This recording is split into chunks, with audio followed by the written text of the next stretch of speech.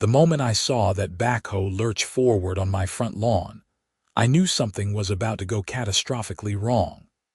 I was standing at my kitchen window, coffee cup halfway to my lips, watching the contractor crew that the Willowbrook Springs Homeowners Association had hired without consulting me. They were supposed to be replacing the decorative brick borders along the main boulevard, nowhere near my property line. But there they were, three guys in hard hats and a massive piece of yellow machinery, tearing up the grass I had spent 2 years cultivating in the Arizona heat. My name is Peter Irving, and I had lived in this Scottsdale subdivision for 8 years, long enough to know that when the HOA showed up unannounced, it meant trouble. Long enough to have memorized every clause in the covenants, conditions, and restrictions that governed our little corner of suburban paradise. And definitely long enough to recognize that the woman marching toward my front door, clipboard clutched like a weapon, was Sharon Pennington, the HOA president and the most Karen of all Karens I had ever encountered. I set down my coffee and headed outside before she could ring the doorbell. It was barely 7 in the morning on a Tuesday in March, and already the temperature was climbing toward 80 degrees. "Mr. Irving," Sharon called out, her voice sharp enough to cut glass. She was wearing white capri pants and a pink polo shirt with the HOA logo embroidered on the chest. Her blonde highlights were perfectly coiffed, her makeup camera ready. "I hope you received the notice about today's work." "What notice?" I stepped off my porch, keeping my voice level. "And why is there heavy equipment on my property, your property?" She let out a laugh that sounded like a bark. "The easement along your front lawn belongs to the HOA, as clearly stated in Section 14.3 of the CC and Articles. We sent a letter 2 weeks ago informing all residents about the infrastructure improvements." I never got any letter. I gestured at the backhoe, which was now positioning itself directly over the spot where I knew the main water line ran beneath my yard. "And you need to stop that machine right now. The water main runs right through there." Sharon's eyes narrowed. "The water main runs along the street, Mr. Irving, not through your yard, and I don't appreciate you trying to interfere with official HOA business. I had the whole property surveyed when I installed my irrigation system. The main line cuts diagonally across my front yard because this house is on a corner lot. It's all documented with the city. Well, the contractor has the city plans, and they show no such thing." She turned away from me dismissively. "Now, if you will excuse me, we have work to do." I started toward the backhoe operator, but Sharon stepped in front of me. "Mr. Irving, if you interfere with this work, I will have no choice but to fine you for obstruction of HOA operations. That is $1,000 per day. Are you serious right now? You are trespassing on my property with heavy machinery, and you are threatening to fine me." The backhoe's engine revved louder. I watched in horror as the operator swung the arm down, the bucket teeth biting into the earth with a hydraulic hiss. 1 scoop, 2 scoops. On the third, I heard a sound like a gunshot, and suddenly water was fountaining into the air, a geyser that sprayed 30 feet high and soaked everyone within a 20-foot radius. "Shut it down," someone screamed. The operator killed the engine, but the water kept coming, a pressurized torrent that turned my front yard into a lake within seconds. The force of it was incredible, the sound deafening. I stood there, water-soaked, watching my landscaping wash away while Sharon Pennington sputtered and shrieked into her cell phone. "What did you do?" she screamed at me. "What did I do? I told you the water main was there. I warned you." One of the contractors, a guy in his 50s with a weathered face, sloshed over to me. "Sir, do you know where the main shutoff valve is?" "It should be at the street," I said, but even as the words left my mouth I realized the problem. The way the water was erupting, They had hit the main line on the feed side before it reached the individual property shutoffs. This was not something we could fix with a wrench and a prayer. "I'm calling the city," the contractor said, pulling out his phone with shaking hands. Sharon was still on her phone, barking orders at someone. When she hung up, she whirled on me, mascara running down her face in black rivulets. "This is your fault. You should have marked the utilities." "It is not my responsibility to mark utilities for work I did not authorize on my property." My voice came out louder than I intended. "You were supposed to call 811 before you dug. That is the law. We have the proper permits," she hissed. "Permits do not mean anything if you do not locate the utilities first." The water continued to surge. Neighbors were starting to come out of their houses, drawn by the commotion. I saw Tom Reynolds from across the street, still in his bathrobe. Maria Sanchez from next door, holding her toddler on her hip. They all stood in their driveways, staring at the catastrophe unfolding on my lawn. It took the city water department 45 minutes to arrive.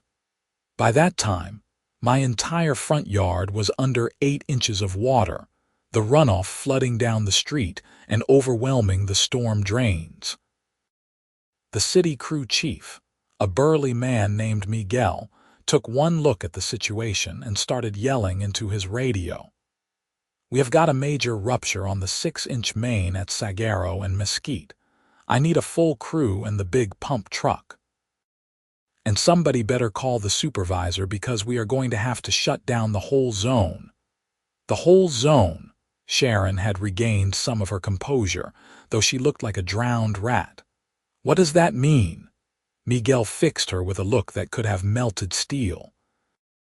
"It means everyone on this main is losing water until we can fix this. That is probably 50 houses, maybe more." "How long will that take?" "Lady, you just punched a hole in a pressurized water main."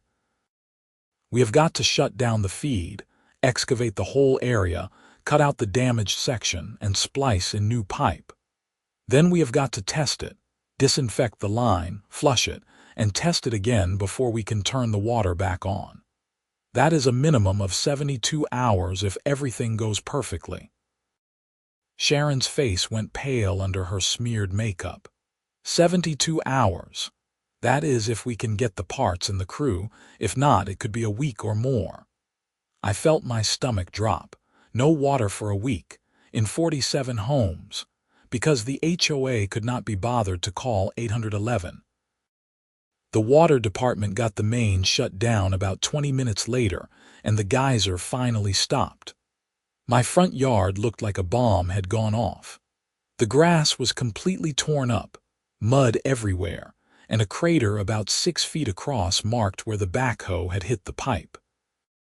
Miguel came over to me with a clipboard. "You the homeowner?" "I am, Peter Irving." "Did you authorize this excavation?" "Absolutely not. The HOA hired these contractors. I told them the water main was here, but they did not listen." He made a note on his clipboard. "We are going to need to do a full investigation. The city is going to want to know who failed to call for a utility locate." Sharon materialized at my elbow. The contractor was supposed to handle all of that. The contractor who had spoken to me earlier shook his head. "Madam, you told us you had already called it in. You said the locate was done and there was nothing in the work area." "I did no such thing. You sent me an email last week. I have got it on my phone." This was getting better by the minute. I could already see how this was going to play out. The HOA had cut corners, lied to the contractor, and now they were trying to deflect blame. Miguel held up a hand. "Everyone save it for the report. Right now, I have got to get this line repaired.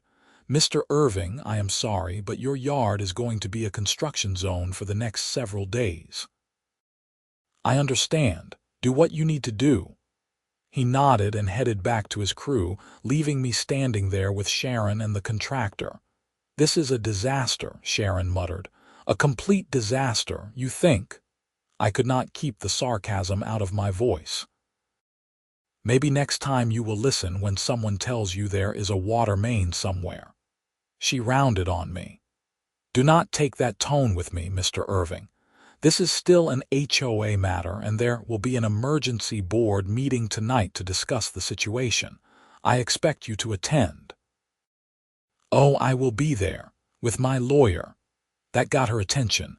Her eyes went wide. "Your lawyer? What do you need a lawyer for?"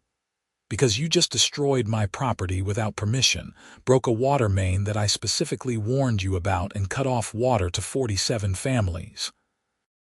I am pretty sure I am going to need legal representation before this is over." I turned and walked back into my house, leaving her sputtering on my ruined lawn. The rest of the day was chaos. The water department brought in a backhoe of their own and started excavating the damaged section of pipe. They had to dig up half my front yard and part of the street to access the break.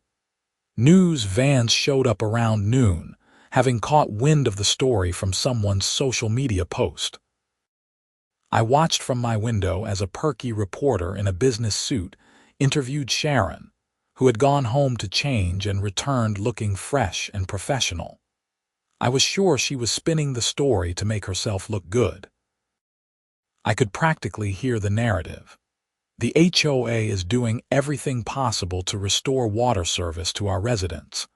This was an unfortunate accident, but we are working closely with the city to resolve the situation as quickly as possible." My phone started ringing around 2 in the afternoon. It was my neighbor, Tom Reynolds. "Peter, man, what the hell happened? My wife just got home from the grocery store and we have got no water." I explained the situation as calmly as I could. By the time I finished, Tom was swearing. "So Sharon just ignored you and tore up your yard anyway?" "Pretty much. That woman is unbelievable. Do you know how many people are affected?" Miguel said. "About 47 houses. Jesus. My wife has got her mother coming in from Chicago tomorrow. What are we supposed to do? Tell her she cannot flush the toilet?" I had not even thought about that aspect. No water meant no showers, no toilets, no cooking, no laundry, for potentially a week or more, in 47 homes. "Tom, I do not know what to tell you. The city is working on it as fast as they can. This is Sharon's fault. She is always pulling stuff like this, making decisions without consulting anyone, steamrolling over people's objections. Someone needs to stop her." We talked for a few more minutes before he hung up. Then my phone rang again, and again. By 5 o'clock, I had spoken to 14 different neighbors, all of them angry, all of them wanting answers I did not have. The emergency HOA board meeting was scheduled for 7 that evening in the community clubhouse. I called my lawyer, a sharp woman named Rebecca Chen who had handled my business contracts for years. She could not make it on such short notice, but she gave me some advice over the phone. "Document everything," she said. "Take photos, save emails, get witness statements. If this goes to litigation, you are going to want a paper trail." "You think it is going to go to litigation? Peter, you have got a damaged water main, nearly 50 families without water, and an HOA that apparently did not follow proper procedures. Someone is going to get sued. The question is who?" That was reassuring. I showed up at the clubhouse at 6:45, carrying a folder full of printed documents. The property survey I had commissioned. The city permit for my irrigation system, which showed the exact location of the water main. Emails from the HOA regarding other matters, establishing a pattern of poor communication. I had also stopped by Tom's house and gotten him to write out a statement about the water shutoff. The clubhouse was packed. Every chair was taken and people lined the walls. I recognized most of the faces, neighbors I had waved to for years but rarely spoke with. They all looked angry. Sharon sat at the front table with the other 4 board members. Dale Hutchinson, the vice president, Patricia Flores, the secretary, Gary Chen, the treasurer, and Brenda Morrison, a member at large. Sharon was shuffling papers, whispering urgently to Dale, a retired accountant who always looked like he had just sucked on a lemon. At precisely 7 o'clock, Sharon gavelled the meeting to order. "Thank you all for coming on such short notice," she began, her voice syrupy sweet. "I know today has been difficult for many of our residents, and I want to assure you that the board is doing everything in our power to resolve this situation." "You mean the situation you created?" someone shouted from the back. Sharon's smile tightened. "Let me explain what happened. This morning, the HOA's contractor was performing authorized maintenance work on the common areas when they accidentally struck a water line that was not marked on the city's utility maps." "That is not what happened." I stood up, my folder clutched in my hand.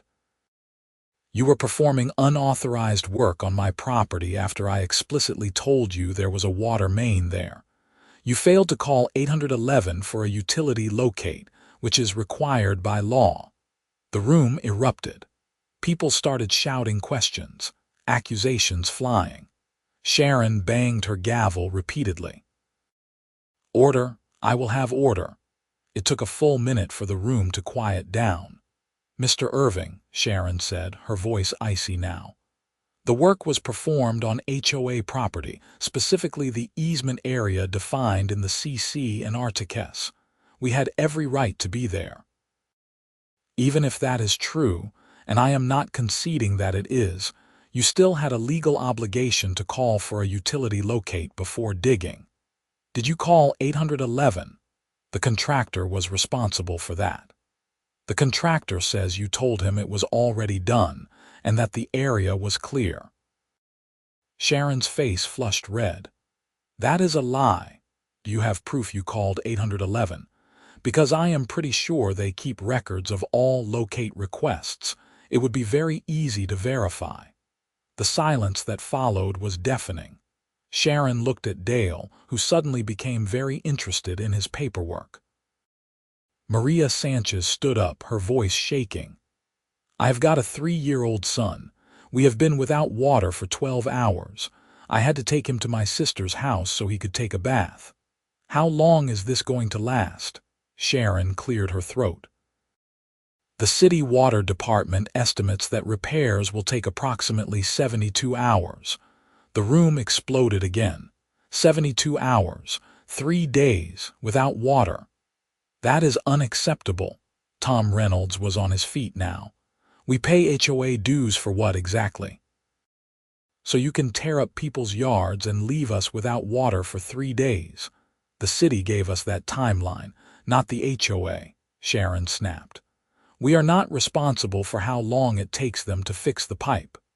"You are responsible for breaking it in the first place," someone else shouted. I raised my hand, waiting for the room to settle. "Sharon, I have a question. Who is paying for this? The repair, the water department's time, the damage to my property? The HOA's insurance will cover it. Are you sure about that?" "Most insurance policies have exclusions for work performed without proper permits or when legal requirements are not followed. If you did not call 811, the insurance company might deny the claim." Sharon's face went from red to white. "Our insurance will cover it." "And what about liability? What if someone gets sick because they cannot maintain proper hygiene? What if there is a fire and people cannot access water? Have you thought about any of this?" Dale leaned over and whispered something to Sharon. She shook her head violently, but he kept talking. Finally, Sharon stood up. "The board will need to go into executive session to discuss the legal and insurance implications. We will reconvene in 30 minutes. They filed out of the room, leaving the rest of us to stew. The energy in the room was electric, angry. People clustered in groups, voices rising. Tom came over to me. "You really think the insurance might not cover it?" "I've got no idea, but it is a legitimate question. If they cut corners, the insurance company is going to look for any reason to deny the claim. And this repair is going to cost tens of thousands of dollars, maybe more. Plus the lawsuit you are going to file. I had not said anything about filing a lawsuit, but apparently Tom had assumed. I have not decided anything yet. I just want my property fixed and some assurance that Sharon is not going to pull something like this again. Good luck with that. She has been president for 6 years. She thinks she owns the place. The board came back after 45 minutes, not 30. Sharon looked like she had aged a decade. Dale was doing most of the talking now, which was never a good sign. After consultation with our legal counsel, Dale began, the board has determined that the HOA will take full responsibility for the water main repair. We will be filing a claim with our insurance company, and we will also be setting up a relief fund to help residents with any expenses they incur during the water outage. That was something, at least. Additionally, Dale continued, we will be launching a full investigation into how this incident occurred. If proper procedures were not followed, appropriate action will be taken. What kind of action? I asked. That will depend on what the investigation reveals. Sharon was staring at the table, her jaw clenched so tight I thought her teeth might crack. Maria stood up again. What about water? What are we supposed to do for the next 3 days? Dale nodded. We have arranged for a water tanker truck to be stationed in the clubhouse parking lot starting tomorrow morning.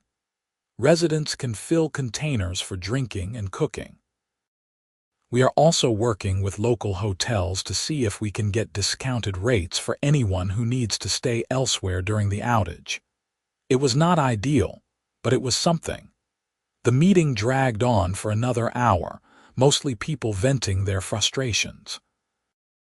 By the time I got home, it was nearly 10 o'clock, and I was exhausted. I brushed my teeth with bottled water and collapsed into bed, wondering what fresh hell tomorrow would bring. The water tanker arrived at 8 the next morning, a massive truck with a 5,000-gallon tank. By 8:30, there was a line of 50 people waiting to fill jugs, buckets, and any container they could find. I grabbed a couple of 5-gallon jugs and joined the queue. The mood was grim. People were tired, frustrated, and looking for someone to blame. I heard more than one person muttering about Sharon, about the board, about the HOA in general. When I finally got to the front of the line, one of the city workers manning the tanker shook his head. This is a mess. How did they not know that main was there? Because they did not bother to check, I said. He filled my jugs and I hauled them back to my house. 40 pounds of water just to flush toilets and wash dishes for a day. It was going to be a long 3 days, except it was not 3 days. On Thursday afternoon, Miguel from the water department showed up at my door. He looked haggard. We have got a problem, he said. That was never what you wanted to hear. What kind of problem? The pipe we need to fix this is on backorder. The manufacturer does not have any in stock and the nearest distributor is in Los Angeles. We can get it, but it is going to take at least 5 more days. I felt my stomach drop. 5 more days. That is over a week total. I know. We are doing everything we can, but this is a specialized size and we cannot just use any old pipe. It has got to meet code, and it has got to be compatible with the existing system. Have you told the HOA? I just got off the phone with Sharon Pennington. She is not happy. That was an understatement, I was sure. Miguel, what about bringing in water lines from another zone? Temporary hookups, something to get water flowing again. He shook his head. We looked into it. The infrastructure is not set up for that. We would have to run thousands of feet of temporary line, and even then, the pressure would not be reliable. It is just not feasible. So 47 families are going to be without water for over a week, unless we can find that pipe somewhere else. I have got people making calls, checking with other municipalities, even looking at private suppliers. But right now, it is not looking good." He left, and I immediately called Tom, then Maria, then everyone else I had spoken to the day before. The news spread through the neighborhood like wildfire. By evening, there was another emergency HOA meeting, even more packed than the first. People were furious. Sharon tried to maintain control, but the crowd was having none of it. 9 days, someone shouted. "You are telling us we might not have water for 9 days." "The city is doing everything possible," Sharon said, but her voice lacked conviction. "This is your fault." Maria was crying now, her little boy sitting on her hip looking confused. "My son does not understand why he cannot take a bath at home. Do you have any idea what this is like?" "I am in the same boat as everyone else," Sharon snapped. "My house is in the affected zone too." "Then maybe you should have thought about that before you decided to ignore a homeowner's warning and tear up his yard." The meeting descended into chaos. People were yelling over each other, accusations flying. The board looked shell-shocked, unable to regain control. Dale finally stood up and raised his hands. "Enough. Everyone, please, enough. Fighting among ourselves is not going to fix this." The room quieted slightly. "We have contacted our attorney," Dale continued. "We are exploring all legal options, including suing the contractor for misrepresentation if he failed to perform a proper utility locate." "The contractor says you told him it was done," Tom shouted. "That is his word against ours," Sharon said. I stood up. "Actually, it is not. I spoke to my attorney this afternoon. She advised me to file a public records request with the city for all 811 locate requests made in this neighborhood over the past month. That should show definitively whether anyone called for a locate before the work started." Sharon's face went pale. "You had no right to do that." "I have every right. It is public information." Dale looked at Sharon and something unspoken passed between them. She sat down abruptly, staring at the table. "Fine," Dale said. "When those records come in, we will review them. In the meantime, the board is going to be meeting with our insurance company and our attorney to determine the best path forward." "And what about us?" Maria asked. "What are we supposed to do for 9 days without water?" "The tanker truck will remain available. We are also going to be distributing vouchers for free showers at the community pool, and we are working on getting portable toilets delivered to the common areas." Portable toilets. In an upscale Scottsdale subdivision where the average home cost $500,000. The indignity was almost too much. The meeting adjourned with no real resolution. People left angry, frustrated, and scared. I went home and took stock of my water situation. I had about 20 gallons stored up, enough for a few more days if I was careful. But 9 days, that was going to be tough. Friday morning, the portable toilets arrived. 6 bright blue plastic boxes scattered around the neighborhood. It was humiliating. I was filling up water jugs at the tanker when I saw a news van pull up. The same reporter from the first day got out, along with a cameraman. "Excuse me," she called out, approaching the line of people. "Can anyone tell me how they are coping with the water outage?" Most people ignored her, but Tom stepped forward. "You want to know how we are coping? We are hauling water like it is the 1800s. We have got portable toilets on our street corners, and all because the HOA did not bother to follow basic safety procedures before they started digging." The reporter's eyes lit up. "Can you elaborate on that?" Tom went into the whole story, pointing at my house, describing the geyser, the chaos. The reporter took notes furiously, then asked if she could interview more people. By noon, there were 3 news crews in the neighborhood. By evening, the story had hit the local news. I watched from my couch as the anchor described the situation. A Scottsdale neighborhood is entering its 4th day without water after an HOA contractor struck a water main. Residents say the damage could have been avoided if proper procedures had been followed. More at 10. Sharon was going to lose her mind. Saturday morning, my public records request came through.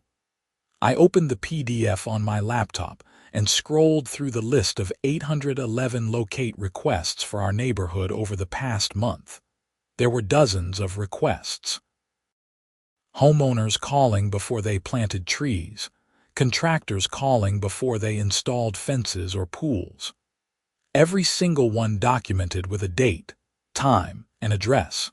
There was not a single request from the HOA or their contractor for the work on my property. I printed out the document and drove to Dale's house. He answered the door in golf clothes, clearly planning a day away from the chaos. "Peter, what can I do for you?" I handed him the printout. "No one called 811. There is no record of a locate request for the work on my property." He scanned the document, his face growing grimmer with each line. "This is not good." "No, it is not. Because now the city knows, the insurance company is going to know, and everyone in this neighborhood is going to know that Sharon cut corners and this whole disaster was completely avoidable." Dale ran a hand through his thinning hair. "What do you want, Peter?" "I want Sharon to resign. She has proven she is not capable of managing this HOA responsibly. She ignored my warning, failed to follow the law, and now 47 families are suffering because of her incompetence. I cannot force her to resign." "No, but you can call for a vote of no confidence. You are the vice president. You have that authority." He stared at the document for a long moment. "Let me talk to the other board members. You have got until Monday. If she is not gone by then, I am taking this to the media and filing a lawsuit against her personally and the HOA." I left him standing in his doorway and drove home. I felt no satisfaction, only a grim determination to see this through. Sunday was a blur. More news coverage, more angry neighbors, more tanker trucks and portable toilets. The water department was working around the clock, but the pipe still had not arrived from Los Angeles. Monday morning, I got a call from Dale. "There is going to be an emergency board meeting tonight," he said. "Sharon has agreed to step down." I let out a breath I did not know I was holding. "Good. But Peter, you need to understand something. Removing Sharon does not fix the water problem. It does not fix your yard. It does not undo what happened." "I know, but it is a start." That evening's meeting was subdued compared to the previous ones. Sharon sat at the front table, her face a mask of controlled fury. When Dale called the meeting to order, she stood up. "After careful consideration," she said, her voice tight, "I have decided to resign as president of the Willowbrook Springs HOA, effective immediately. I want to thank the board for their service and the residents for their support over the years."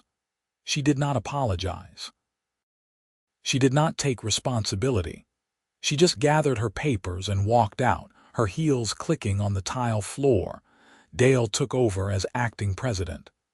The board will be scheduling a special election to fill Sharon's position. In the meantime, we will continue working with the city to restore water service and with our insurance company to cover the costs of this incident." "What about the people whose lives have been disrupted?" Maria asked. "Are we going to be compensated?" "The board is discussing a compensation plan for all affected residents. Details will be forthcoming." It was not much, but it was something. The pipe finally arrived on Tuesday afternoon, day 7 of the water outage. The city crew worked through the night to install it, test it, and flush the lines. By Wednesday morning, 9 days after the initial incident, water was finally flowing again. I turned on my kitchen faucet and watched the water sputter and cough before running clear. It was the most beautiful thing I had ever seen. The relief in the neighborhood was palpable. People were taking long showers, running washing machines, flushing toilets with abandon. The tanker truck pulled away, the portable toilets were removed, and slowly, life began to return to normal. But the aftermath was far from over. The HOA's insurance company did deny the initial claim, citing negligence and failure to follow proper procedures. The HOA had to pay for the water main repair out of their reserves, a cost that exceeded $80,000. They also had to pay for the damage to my property, another $15,000 for landscaping and soil remediation. Several residents, including Maria and Tom, filed small claim suits against the HOA for compensation related to the water outage. Most of those settled out of court, the HOA paying between $500 and $2,000 per household. But the real bombshell came 3 weeks after water was restored. I was home on a Saturday morning when 2 Scottsdale police cars pulled up to Sharon's house. I watched from my window as officers knocked on her door, spoke with her briefly, and then escorted her to one of the cruisers. I called Tom. "Are you seeing this? I am looking at it right now." "What the hell?" we found out later that day. Sharon had been arrested for fraud and embezzlement. Apparently, during the investigation into the water main incident, the HOA's attorney had decided to do a full audit of the association's finances. They discovered that Sharon had been skimming money from the HOA accounts for years, using fake vendor invoices and inflated repair costs to funnel money into her personal accounts. The total amount was over $200,000. The story exploded. Local news, regional news, even some national outlets picked it up. HOA president arrested after water main disaster leads to fraud investigation. It was everywhere. The preliminary hearing was held in early May. I attended, along with dozens of other residents. Sharon, dressed in a conservative gray suit, pleaded not guilty. Her attorney argued that the charges were exaggerated, that any discrepancies in the HOA finances were honest mistakes, but the prosecution had receipts. Literally. Fake invoices from non-existent companies, checks made out to vendors that did not exist, bank records showing deposits into Sharon's personal account that corresponded with HOA expenditures. The judge set bail at $50,000 and scheduled a trial for August. In the meantime, the HOA held its special election. A retired engineer named Martin Foster won the presidency.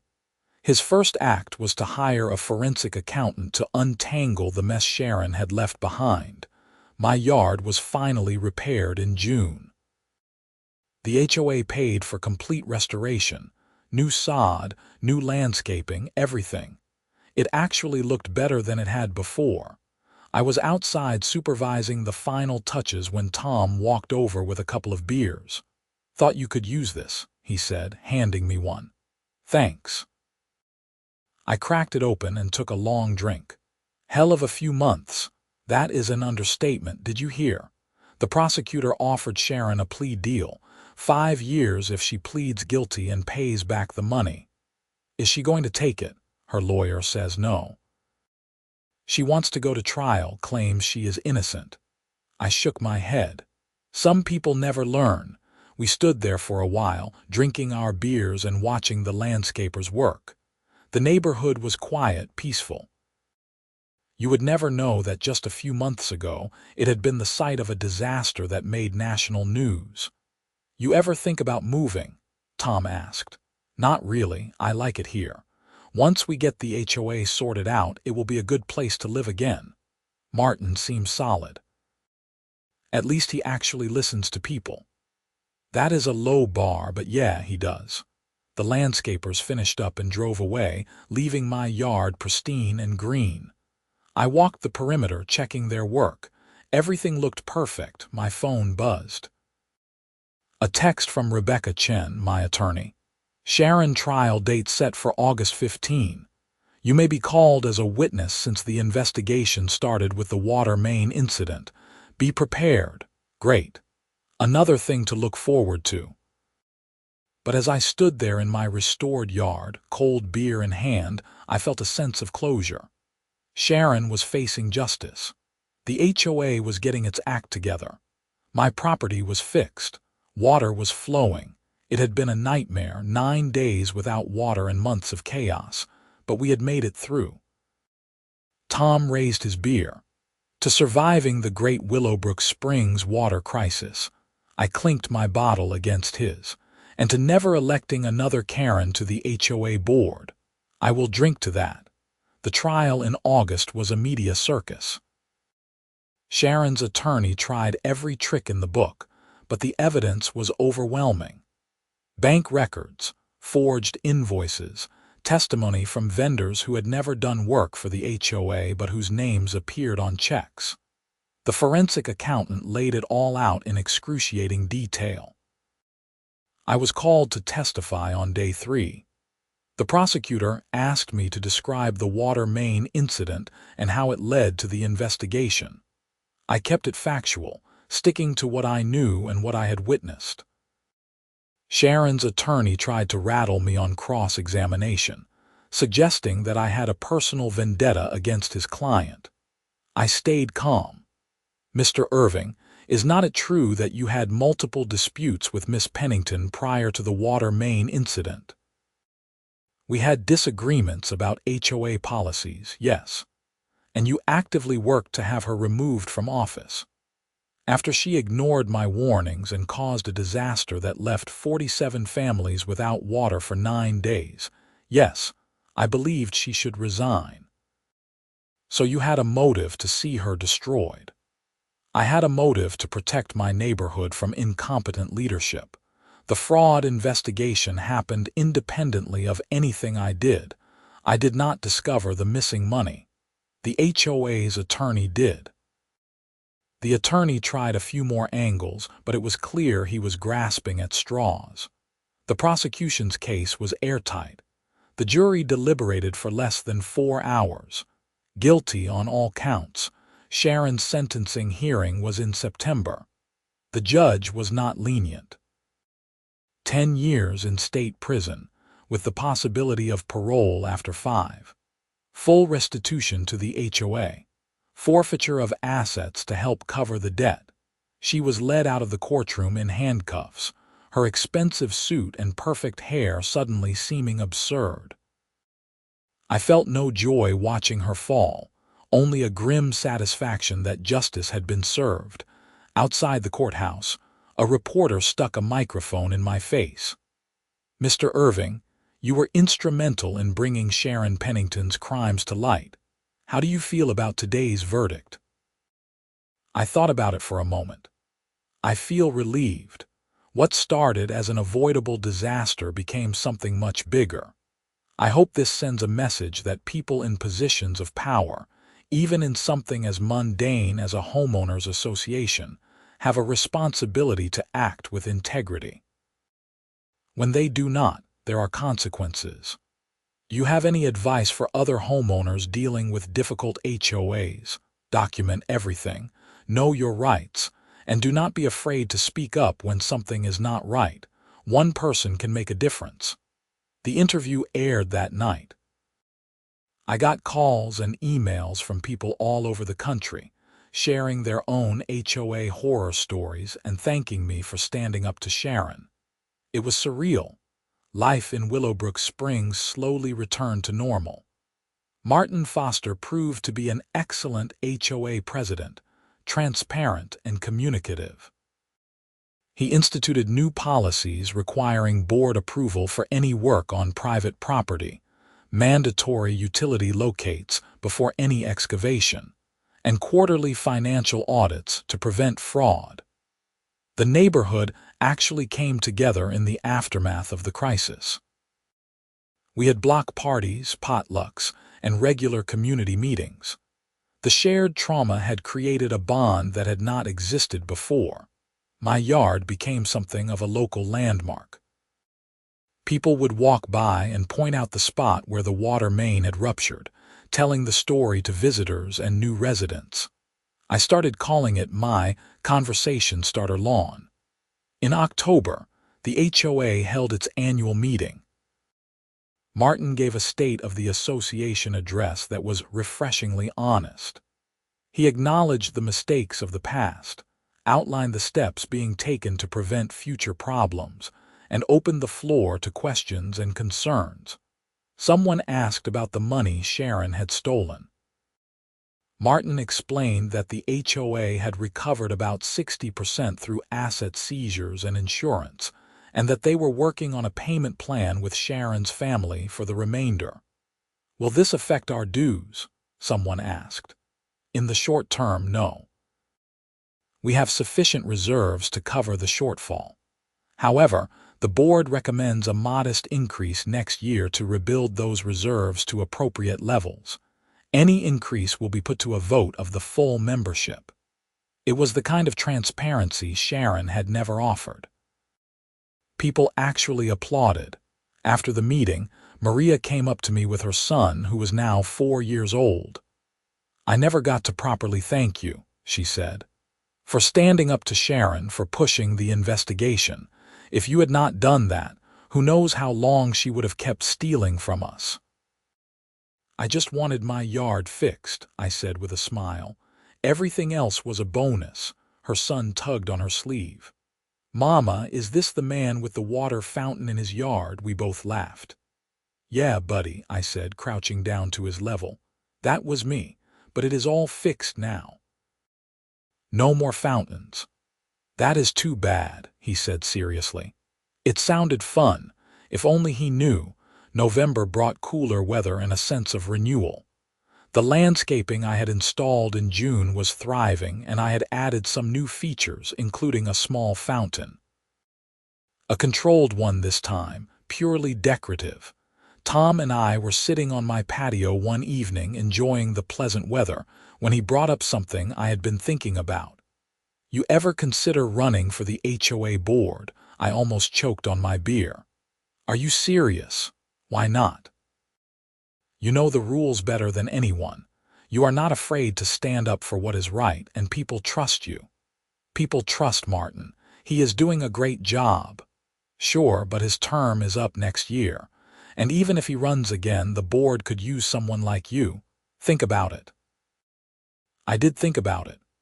Over the following weeks, I found myself paying more attention to HOA business, attending meetings, volunteering for committees. It was not that I had some burning desire for power. But I had learned something through this whole ordeal. When good people disengage, bad people fill the vacuum. Sharon had been able to do what she did because nobody was paying attention. Residents had treated the HOA as an annoyance, something to ignore except when it affected them directly. That apathy had created the perfect environment for corruption. Maybe it was time to change that. In December, Martin approached me at a holiday party. "Tom tells me you might be interested in joining the board." "Maybe," I said. "I have not decided yet." "Well, for what it is worth, I think you would be great. You have got the knowledge, the integrity, and the respect of the community. We could use someone like you." "I will think about it." I spent the holidays considering my options. Did I really want to spend my evenings dealing with HOA drama? Reviewing budgets, approving landscaping plans, mediating disputes between neighbors, on the other hand. Did I want to risk another Sharon taking over and causing chaos on New Year's Day? I made my decision. I submitted my application to run for a board position in the upcoming election. The campaign, if you could call it that, was low-key. I sent an email to the neighborhood explaining my qualifications and my vision for the HOA: transparency, accountability, and common sense. I promised to listen to residents, follow proper procedures, and always put the community's interests first. The election was held in February. I won a seat on the board with 73% of the vote. My first board meeting was in March, almost exactly a year after the water main disaster. We met in the clubhouse, the same room where Sharon had tried to deflect blame and maintain control. Martin called the meeting to order and we worked through the agenda. Budget approvals, landscaping contracts, a dispute about a fence that was 6 inches too tall. Mundane stuff, but important. At the end of the meeting, Martin turned to me. "Peter, you have got any thoughts to share? First impressions?" I looked around the table at my fellow board members. Good people, all of them, trying to do right by the community. "Just one," I said. "Let us make sure we always call 811 before we dig." The room erupted in laughter, and even Martin cracked a smile. "I think we can commit to that," he said. As I drove home that night, I thought about everything that had happened over the past year. The disaster, the investigation, the trial, and now this. It had been a wild ride, one I never could have anticipated when I first saw that backhoe on my lawn, but through it all, I had learned something valuable. Communities are fragile things held together by trust and cooperation.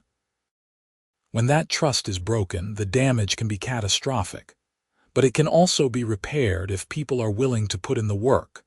I pulled into my driveway and sat for a moment, looking at my house, my pristine yard, my quiet street. This was home. Not perfect, but mine. And I was going to make damn sure that no one ever broke another water main here again. The months that followed were surprisingly calm. The HOA board worked smoothly, handling routine business without drama. Martin and I made a good team, his diplomatic skills balancing my more direct approach. We implemented new safety protocols for any HOA contracted work. Every project now required a detailed plan, proof of proper permits, utility locates, and insurance verification. It was bureaucratic, sure, but after what had happened, nobody complained. In May, the 1-year anniversary of Sharon's arrest, a local journalist reached out to me for a follow-up story. She wanted to know how the neighborhood had recovered, what lasting impact the incident had. I invited her to the community center, where we were having our monthly coffee social. A new event Martin had started to improve communication between the board and residents. She interviewed several people, and the theme was consistent. The water main disaster had been a wake-up call. People were more engaged now, more aware of how their HOA operated. Attendance at meetings was up. Volunteers for committees had tripled. The community was stronger than it had been before. "It is ironic," Tom told the journalist. "Sharon spent years trying to control everything, making decisions without input, keeping people in the dark. And in the end, her downfall created the opposite. Now everyone is involved, everyone has a voice." The article ran the following week with the headline, "From Disaster to Democracy: How One Scottsdale Neighborhood Transformed Its HOA." It was a nice piece, focusing on the positive changes rather than dwelling on Sharon's crimes. Life moved on. Seasons changed. Kids grew up. People moved in and out. The neighborhood evolved, as all neighborhoods do, but the spot where the backhoe had ruptured the water main remained a reminder. My lawn had healed, the grass growing thick and green, but I knew what was buried beneath. A scar that could not be seen but was always there. Sometimes, when I watered my lawn in the evening, I thought about those 9 days without water. The inconvenience, the frustration, the anger. But I also thought about what came after. The investigation, the justice, the reforms. One person speaking up had made a difference. One person refusing to be ignored, refusing to accept the status quo. It was not that I had set out to be a hero. I had just wanted my yard left alone. But circumstances had forced me to act, and in acting, I had changed things. That was the lesson I took from it all. Change does not require grand gestures or dramatic actions. Sometimes it just requires showing up, speaking truth, and refusing to back down. In July, I got a letter from the Arizona Department of Corrections. Sharon was up for early review, and as a victim in her fraud case, I had the right to submit a statement to the parole board. I thought about it for a long time. Part of me wanted to say nothing, to let the process play out without my input. She had been convicted, sentenced, and was serving her time. What more was there to say? But another part of me remembered those 9 days, remembered the families struggling without water, remembered the $200,000 stolen from the community, remembered Sharon's complete lack of remorse, her refusal to take responsibility. I sat down and wrote a letter. I kept it factual, outlining the impact her actions had on the community, the lasting damage of her betrayal of trust. I did not ask for any specific outcome. I just wanted the board to understand the full scope of what she had done. The parole hearing was in August. I did not attend, but I got a notification a week later. Parole denied. Sharon would serve at least another year before her next review. I felt no satisfaction, no vindication. Just a quiet sense that justice was still being served. In September, Martin announced he would not be running for re-election. His wife's health had declined, and he needed to focus on caring for her. It was understandable, but it left a vacuum. Several board members approached me about running for president. I was reluctant at first. The president role required significant time and energy, and I had my own business to run. But Tom put it in perspective. "You have already done the hard part, Peter. You stood up to Sharon, you pushed for accountability, you got elected to the board. Being president is just the next step. It is a big step. Sure, but think about who might run if you do not. Do you trust someone else to maintain what we have built this past year?" He had a point. I threw my hat in the ring. The election was in November and I ran unopposed. Apparently, my reputation for getting things done, combined with my role in the Sharon situation, made me the obvious choice. I was sworn in as HOA president in December, standing in the same clubhouse where I had confronted Sharon 18 months earlier. The irony was not lost on anyone. My first act was to establish a community oversight committee made up of residents who were not on the board. Their job was to review all major HOA decisions and provide feedback. It was an extra layer of accountability, ensuring that no one person could wield unchecked power. My second act was to commission a professional survey of all utility lines in the neighborhood. We created a detailed map showing every water line, gas line, electrical conduit, and sewer connection. Every board member got a copy. Every contractor who worked in the neighborhood got a copy. It was laminated and posted in the community center. Never again. Christmas came and went. The neighborhood was festive, homes decorated with lights, families gathering. It felt normal, peaceful. On New Year's Eve, I stood in my backyard, watching fireworks light up the Scottsdale sky. My phone buzzed with a text from Maria. "Happy New Year, Peter. Thank you for everything you have done for our neighborhood. We are lucky to have you." I smiled and typed back, "Happy New Year to you too. Here is to a drama-free 2027. As the clock struck midnight, I raised a glass of champagne to the sky, toasting the year that was ending and the one beginning. It had been a hell of a journey from that moment at my kitchen window, watching a backhoe destroy my lawn, to standing here as HOA president. A journey I never would have chosen, but one that had shaped me in ways I was still discovering. The water main disaster had been the catalyst, but what came after was the real story. A community coming together, demanding better, creating change. And at the center of it all, a simple truth I would never forget. Sometimes the most important thing you can do is stand your ground and speak up, even when it is uncomfortable, even when it is hard. Because you never know what might come from that one act of courage. You never know what you might change.